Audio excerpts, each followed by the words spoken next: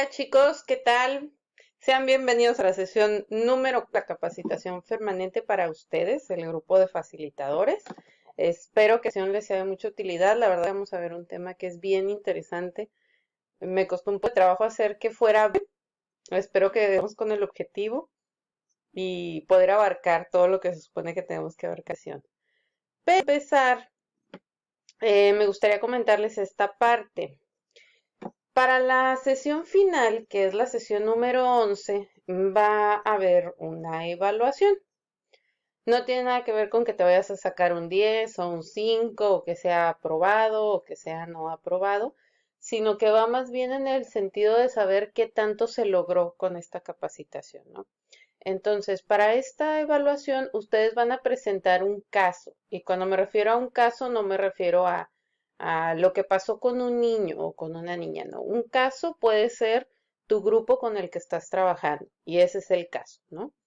Y vas a presentar, pues, cuál era la situación del caso, qué técnicas aplicaste, en qué fundamentos te basaste para aplicar esas técnicas, si te funcionaron, si no te funcionaron, y eso es la presentación del caso. Lógicamente va a haber una rúbrica de qué es lo que tienes que presentar, pero quise ponérselos para que no lo pierdan de vista, empiecen a hacerlo en sus sesiones de Zoom, quienes ya están trabajando con algún grupo y quienes no, pues para tener por ahí alguna llamada y ver cómo podríamos hacer esta evaluación.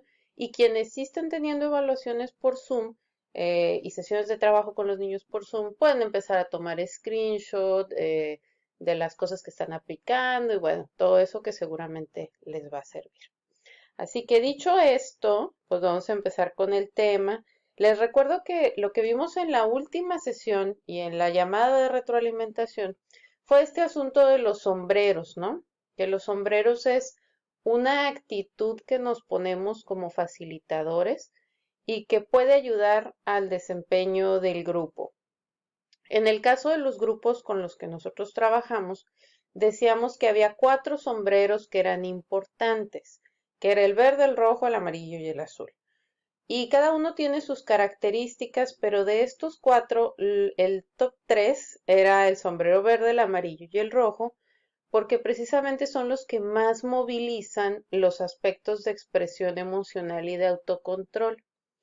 Cuando nosotros somos facilitadores y expresamos emociones, sentimientos y hacemos que nuestros usuarios o los participantes de nuestros programas también expresen esas emociones y esos sentimientos, cuando tenemos actividades y dinámicas que son eso, actividades que los ponen en movimiento a ellos, que los ponen a hacer cosas, que hacemos una primera dinámica antes de empezar con la clase, que hablamos de cómo se sintieron de terminar la actividad de Logic School.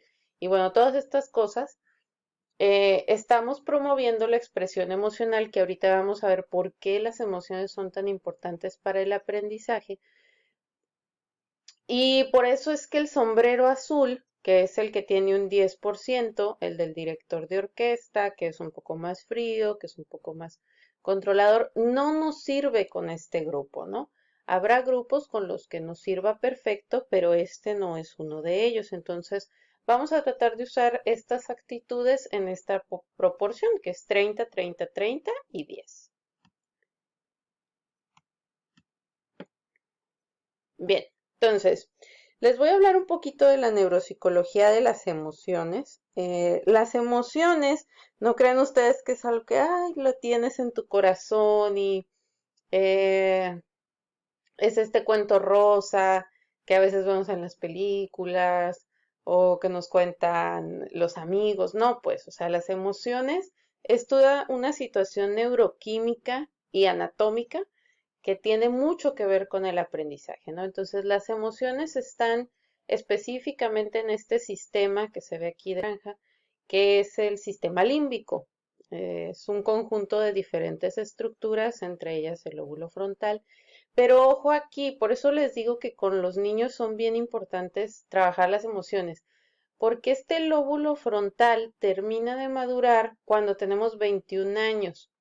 Entonces, si ustedes quieren trabajar con los niños a partir de ser bien racionales, que sería el sombrero de color azul, no van a conseguir el objetivo y los niños no van a aprender simplemente porque esta estructura todavía no está madura.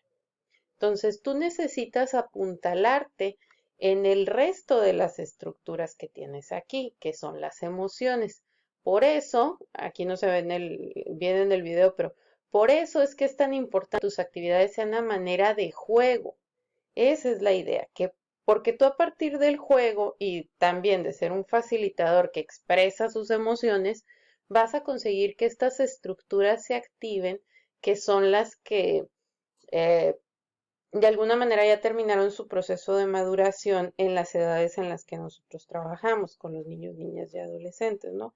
Si tú te vas así a que piénsenle, razónenle, analícenle, la verdad es que no lo vas a conseguir, ¿no? Entonces, si te fijas en nuestro cerebro, hay diferentes áreas. Tenemos áreas visuales, auditivas, del gusto, las áreas motoras, las del movimiento, estas que son áreas de integración del cuerpo con los sentidos. Y acá tenemos las áreas más frías, ¿no? Las del razonamiento lógico y todas esas pues estarían de este lado. El asunto es que el cerebro madura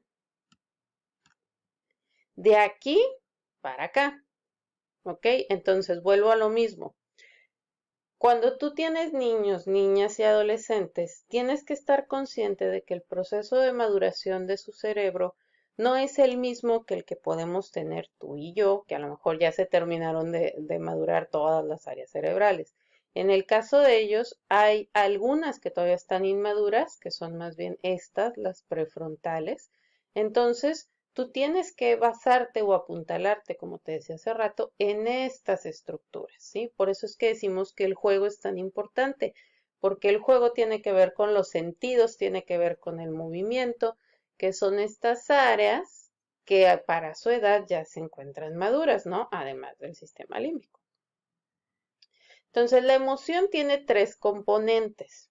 Para empezar, cuando sentimos una emoción, nuestro sistema nervioso reacciona y empezamos a generar diferentes tipos de hormonas, que sería esta parte del sistema endocrino.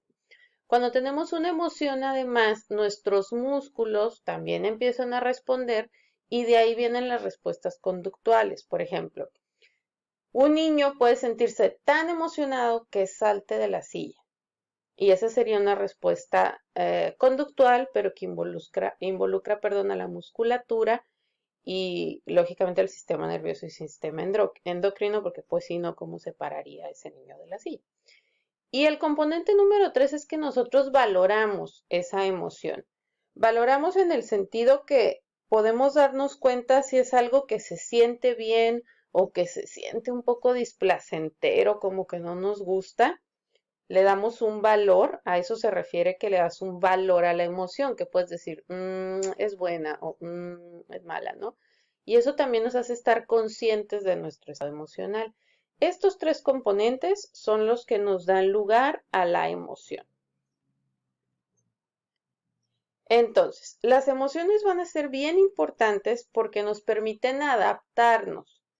Fíjate entonces aquí la importancia de la palabra adaptación.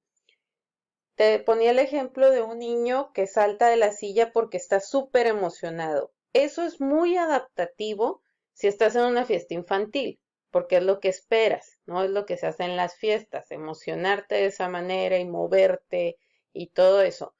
Pero si pegas un brinco de la silla cuando estás en la clase de tecnología, entonces eso no es adaptativo, porque lo que tú esperas para esa situación es que el niño se pueda mantener en su lugar el tiempo que dura la sesión. Entonces las emociones, si te das cuenta, también nos permiten reaccionar, puede ser apropiado o inapropiado, dependiendo del contexto, y nos ayudan a regular también, ¿sí? Entonces, ¿qué es lo que genera una emoción? Pues muy fácil, los estímulos. Todo lo que hay a nuestro alrededor es lo que hace que nos emocionemos.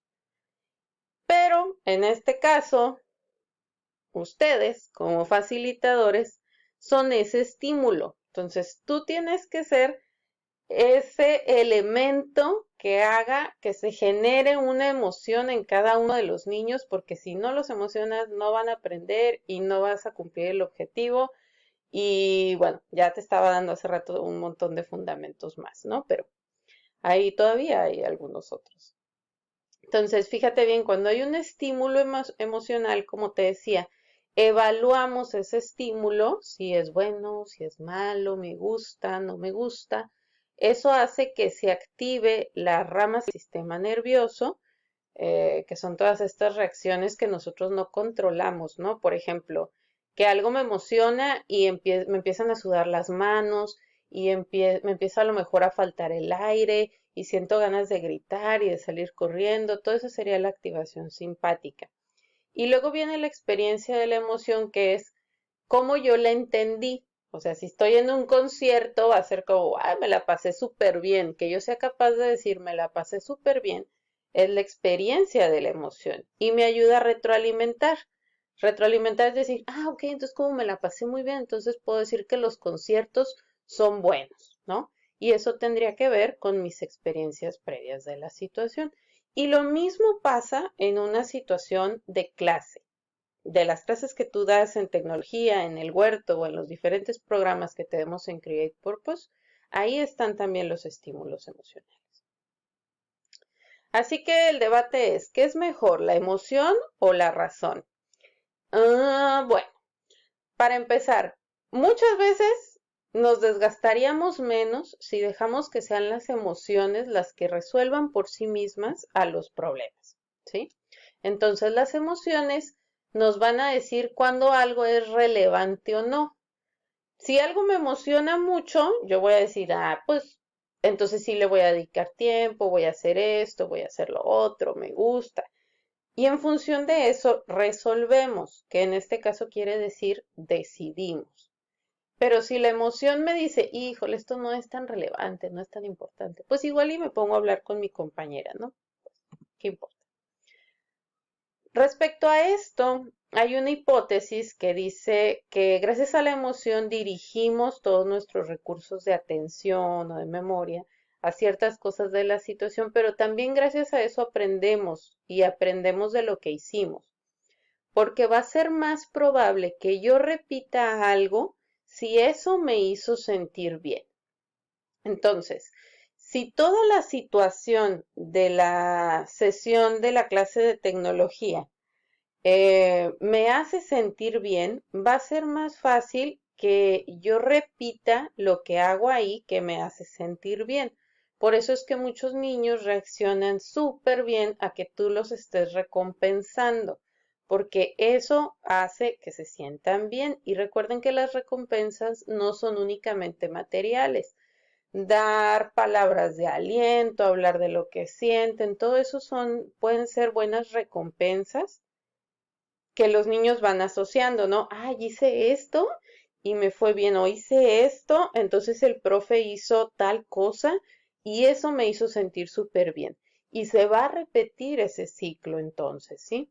Entonces, esto que dice COF se refiere a corteza orbitofrontal, que es una parte de la corteza cerebral que funciona con todo esto. Y eso también nos permite ver cuándo hubo un cambio en lo que pasaba en el medio ambiente. A eso se refiere la palabra contingencias, ¿sí? Es, por ejemplo, si yo estaba en una fiesta y grité y bailé y todo, y eso me hizo sentir súper bien, y a lo mejor yo quiero después gritar y bailar no sé, a mitad de Soriana, pues en Soriana no voy a tener los mismos reforzadores, ¿no? Que puedo tener una fiesta. En una fiesta me pueden decir, ay, qué bien bailas, puedo pasármela súper bien con mis amigos, ellos se unen al grupo. Pero si yo hago eso en Soriana, o sea, en Soriana la gente me va a ver raro, igual y viene un policía, igual y me sacan de Soriana. Entonces, todas esas consecuencias que no me hicieron sentir bien es lo que va a hacer que yo no vuelva a esa conducta. ¿Ok? Entonces es bien importante la emoción para aprender cómo comportarnos porque la vamos asociando con diferentes estímulos, pero también es bien importante, estas son las actividades que van a ser ahí más adelante por esto, ¿sí? Almacenamos pues algunas de las emociones,